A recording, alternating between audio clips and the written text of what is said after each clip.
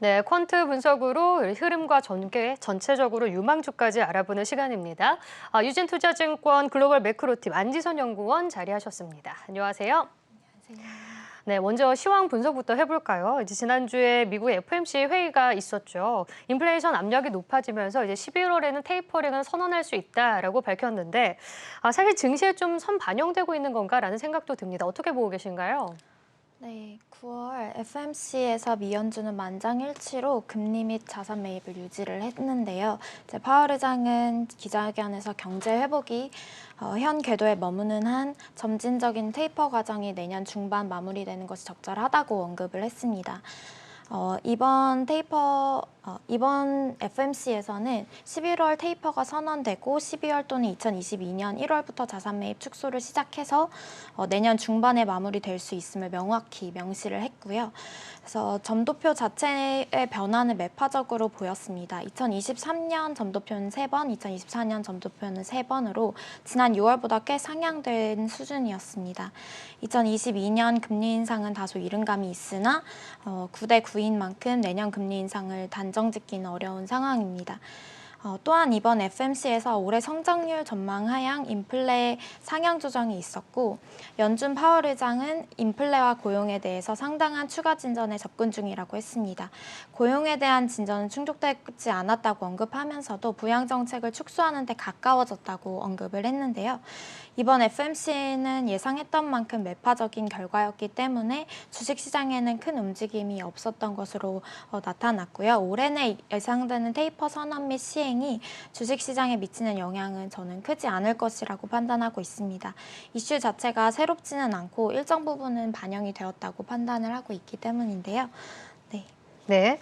그러면 이미 선반영되어 있고 일단 테이퍼링을 선언하는 거에 대해서는 시장에 미치는 영향은 크지 않을 것이다라고 말씀을 해주셨습니다. 그런데 최근 계속 눈치 보는 장세는 펼쳐지고 있는 것 같아요. 박스권 장세가 나타나고 있는데 지금 이 시점에서 투자자 여러분들은 그럼 어떤 걸 봐야 될까요? 지금 계속해서 박스권 장세가 시작되고 있는데요. 지금 3분기 실적 프리뷰를 점검할 시간이 좀 다가왔다고 판단을 네. 하고 있습니다. 이제 9월 말이니까 이제 실적 시즌이 10월, 11월에 이제 진행이 되게 되는데요. 이제 실적 프리뷰 점검을 해보면은 현재 컨센서스 기준 코스피는 3분기 영업이익, 순이익 각각 전년 대비 44.2%, 52.3% 증가한 58.3조 원, 41.4조 원 수준으로 예상이 되고 있습니다. 코로나19로 인한 지난 상반기 실적 부진의 영향으로 올해 상반기 실적은 좀 큰 폭의 성장세를 보였는데요. 네, 하반기부터는 어쩔 수 없이 기저효과가 소멸되면서 실적 증가율 자체는 다소 둔화될 전망입니다. 이제 코스피 실적 전망치가 최근 들어서 정체된 흐름을 보이고 있습니다. 코스피 12개월 포드 EPS는 마이너스 0.6% 정도 하향 조정되었는데요. 경제 지표 개선 모멘텀은 약화되고 있고요. 델타 변이 바이러스발 코로나19 재확산에 따른 경기 불안감 확대 등이 하반기 실적에 대한 의구심을 자극하는 상황입니다. 글로벌 경기 서프라이즈 지수는 선진국과 신흥국 모두 전반적으로 하락세가 이어지고 있습니다. 코로나 위기 이후 위험자산 가격이 빠른 속도로 상승하면서 경기에 대한 시장의 눈높이가 높아진 상황이지만 이제 델타 변이 확산은 하반기 실적 개선을 이끌 것으로 예상되고 있는 경기 민감 수출주나 소비주에 대한 실적 신뢰도를 약화시키고 있는 상황입니다. 기업 실적 전망의 악화는 코스피 추세적 상승 전환에 제동을 거는 요인이 될 수도 있습니다. 이번 3분기 10월, 11월 실적 시즌을 거치면서 코스피 어닝 서프라이즈가 지속되는지, 실적 전망치 상향 조정이 다시 진행이 될 것인지를 좀 확인할 필요가 있어 보인다고 판단을 하고 있습니다. 네, 그러면 우리가 3분기 실적 시즌을 앞두고 어떤 업종들을 조금 더 주목을 해봐야 될까요? 네, 이번 3분기 프리어닝 시즌을 앞두고 차별적으로 실적 전망치 상승 흐름을 보이고 있는 업종은 운송, 디스플레이, 철강, 건강관리, 증권, 업종 등입니다. 지난 1분기, 2분기 실적 전망치 상향 조정을 이끌었던 업종이 좀 변화되고 있다는 것이 특징적인데요. 3, 4분기, 4, 4분기 순이익 전년 대비 증가율을 기준으로 우호적인 어닝 모멘텀을 보유하고 있는 업종은 가전, 호텔 레저, 필수 소비재 등이 있습니다.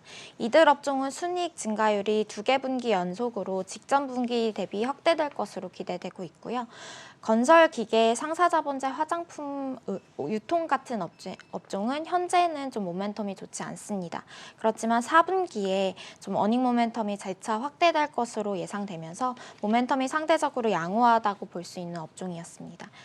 어닝과 주가 모멘텀을 동시에 고려를 해보았을 때 이제 듀얼 모멘텀 관점에서 현재 투자 매력도가 높은 것으로 나타나는 업종은 운송, 철강, 건설, IT 하드웨어, 은행, 그리고 통신 업종입니다.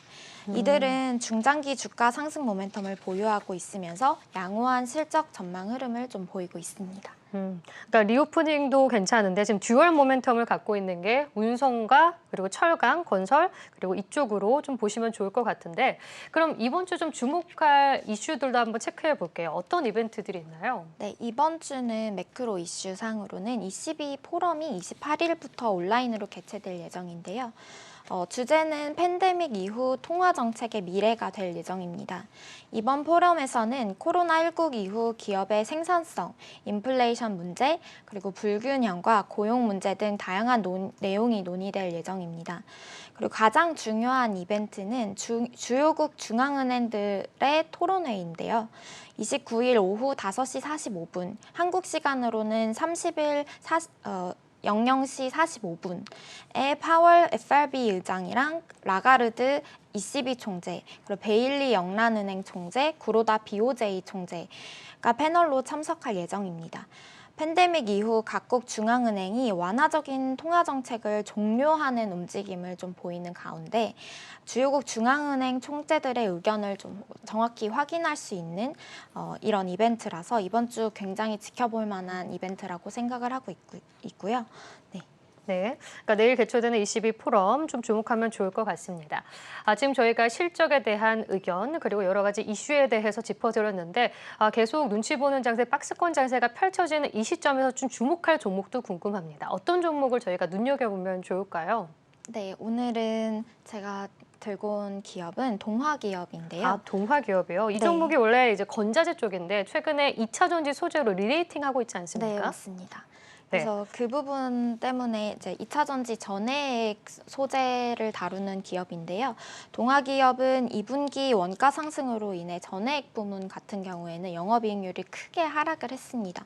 양극재나 동박 등 주요 2차 전지 소재 기업들이 원자재 가격 상승을 판가에 반영시키지 못하면서 수익성을 방어하는 것과 달리 이제 전해액 시장은 오랜 기간 상승분을 판가로 반영시키지 못해 왔습니다.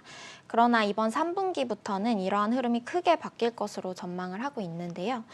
3분기부터는 전해액 업체들의 원가 상승 부담을 이제 판가에 반영을 시켜서 이번 동화기업에서는 3분기부터 영업이익률이 10% 이상 크게 상승할 것으로 전망을 하고 이번 실적 시즌에 조금 주목할 만한 종목으로 판단을 하고 있습니다.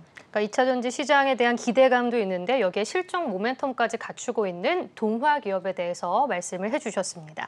네, 지금까지 콘트롤본 증시 유진투자증권 글로벌 매크로팀 안지선 연구원과 함께했습니다. 고맙습니다. 네, 감사합니다.